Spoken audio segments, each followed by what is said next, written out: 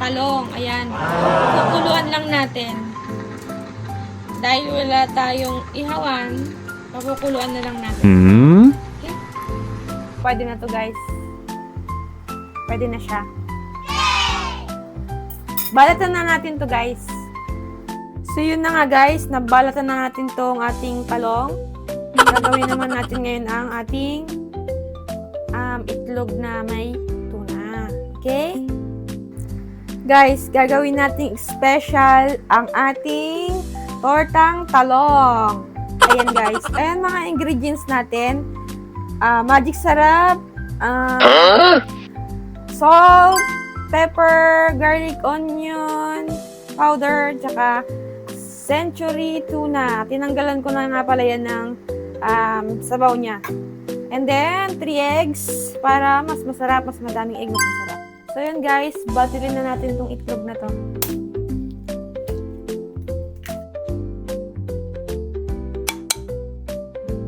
Asin. Tansya na lang guys. Okay. Tapos, magic sarap. And then, paminta. Madami. Okay. Okay na yan. And then, lagyan na ng garlic powder. Konti lang, guys.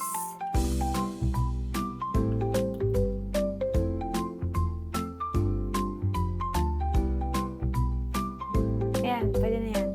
Okay. Tapos, onion powder. Konti lang din.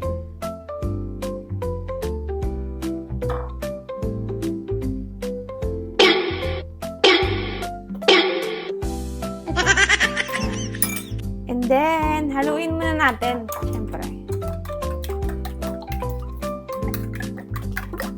Ilagay na natin yung ating tuna. Century tuna. Wow. Okay? Tinanggalan ko na kanina to ng konting sabaw niya. So, pwede na to. Tapos, ilublog na natin ang ating talong. Biniyak ko na yan kanina gamit itong tinidor. Ayan. Oh my God! Madali lang yan, guys.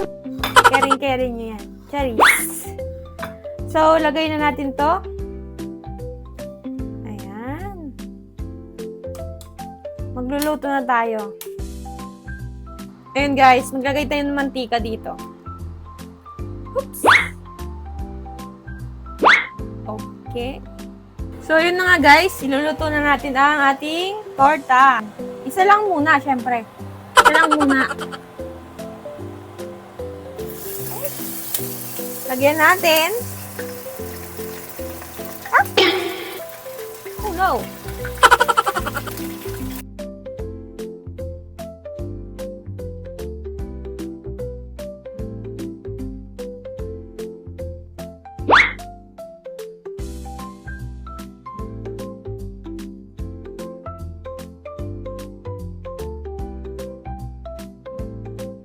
Guys, eto na ang ating special tortang talong with chicken pastil na niluto natin kahapon.